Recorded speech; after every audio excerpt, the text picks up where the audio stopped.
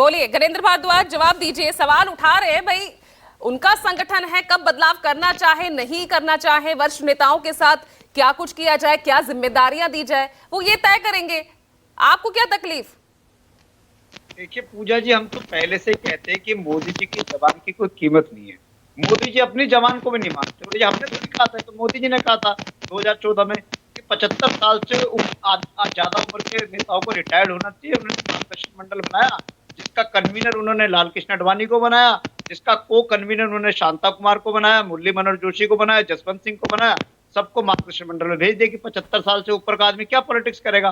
कल अरविंद केजरीवाल जी ने बड़ा जायज सवाल पूछा है कि देश के लोग सितंबर 2024 में नरेंद्र मोदी जी 75 साल के हो जाएंगे, तो देश के लोग ये पूछना चाहते हैं कि अगर वो वोट डालेंगे तो किसके लिए वोट डालेंगे। अमित शाह को नरेंद्र मोदी जी प्रधानमंत्री बनाना चाहते हैं अपने बाद, क्या देश के लोग अमित शाह के लिए वोट डालेंगे? अगर अमित शाह प्रधानमंत्री बनेंगे तो मोदी जी की गारंटी का कोई मतलब नहीं बचता। मोदी जी की गारंटी कौन पूरी करेंगे? अमित शाह, सबको पता है कि किस तरीके का अमित शाह का रिकॉर्ड है, काम तो कुछ करते नहीं है सिवाय दंगे फसाद कराने के, सिवाय लड़ाई झगड़ा करवाने के, इसके अलावा अमित शाह जी के पास कोई काम नहीं है।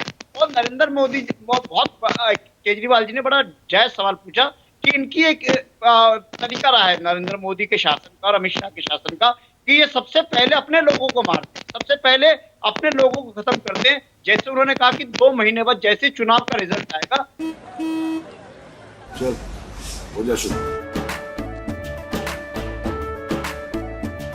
केसरिया से मन जोगी हुआ रे, दिल झूमे देखो पतवारा हुआ रे, दिल झूमे देखो पतवारा हुआ रे। हर पल मनाओ केसरी त्योहार। विमल बोलो जुबान केसरी।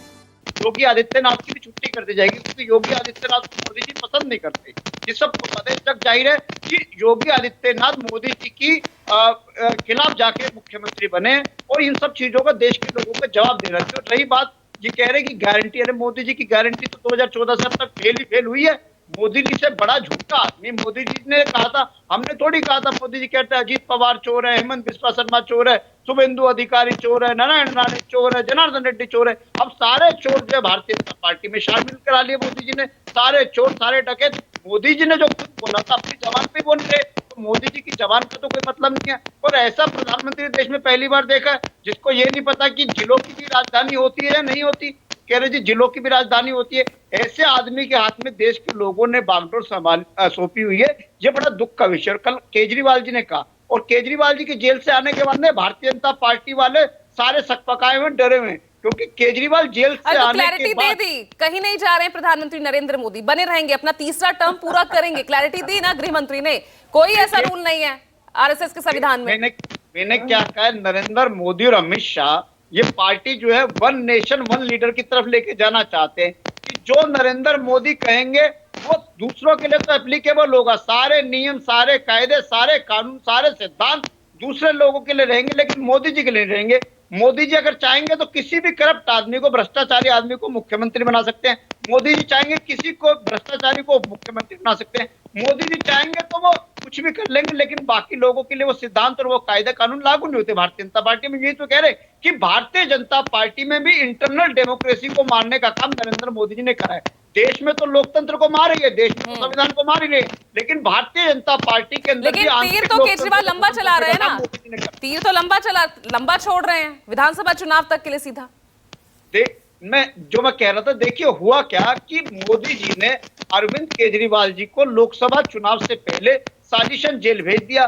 उन्हें लग रहा था कि अरविंद केजरीवाल बहुत बड़ा थ्रेट रहेंगे मोदी जी के लिए, भारतीय जनता पार्टी के लिए। और अरविंद केजरीवाल देश के बहुत बड़े नेता, इंडिया अलायंस के बहुत बड़े नेता हैं।